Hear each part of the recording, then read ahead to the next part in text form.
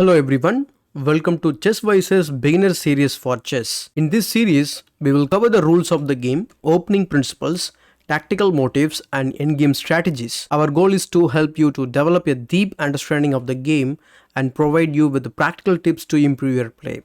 Whether you are a complete beginner or an experienced player looking to brush up on your fundamentals, I hope this series will be a valuable resource to help you enjoy the game even more. So let's get started with our first lesson. Chess is one of the oldest and most popular board games in the world, played by millions of people of all ages and skill levels.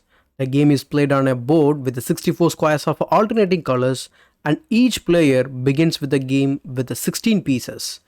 One king, one queen, two rooks, two knights, two bishops, and 8 pawns. The objective of the game is to checkmate your opponent's king, which means place their king in a position where it is under attack and cannot escape the capture.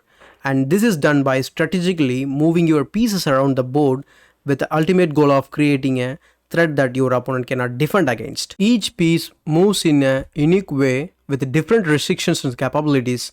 For example, the bishop moves diagonally, the knight moves in an L shape, and the queen can move in any direction along the rank, file or the diagonal. The pawn moves forward one or two squares on their first move and then one square at a time after that, and can capture diagonally. Chess is a game of skill, strategy and tactics, and it requires a combination of logical thinking, planning and creativity.